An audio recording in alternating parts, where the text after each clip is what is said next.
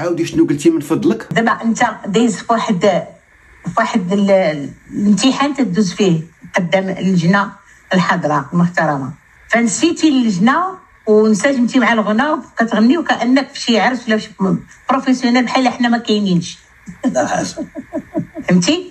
عندك الحق. هذا المتباري ايوب الروحالي ما فاهم والو في النفسيه ديال البسيكولوجي ديال بعض المغاربه. واحد السي ايوب الدخله ديالك الاستوديو الدخله ديال شي واحد تيق في نفسه. كون مغربي بحالنا دخل ظهرك مقوس يدك على قلبك وتترعد. جوج هذيك الحطه اللي ضاربه السي ايوب تتعطي انطباع باللي انت برجوازي، واللجنه جايين من القاع ديال الزلط، وما نحتاج نقول لك شحال تيبقاو حاقدين المزلوطين على البرجوازيين. غتقول لي راهم خرجوا من الزلط، غنقول لك شحال من واحد خرج من الزلط ولكن الزلط ما خرجش منه. 3 نصيحه لك السي ايوب، دير في وجهك الحبوب ومسمار الكيف، ريب سنانك القداميين، ربي القمل ربي اللحيه ودير وسطها التونيه، لبس كول مونطون قهوي محبب، سروال مرشوش بجافيل، صباط كبر منك، واهم حاجه قول لهم هاد الاغنيه ديال مولاي عبد الله تنهديها لامي.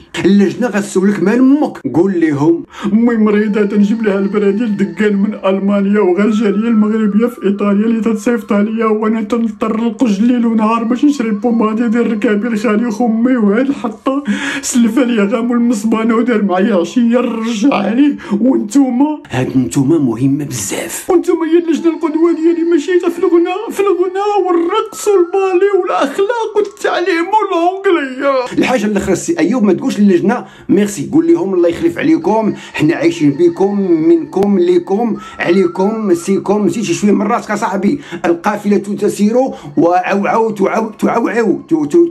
تعو فنان كي داير.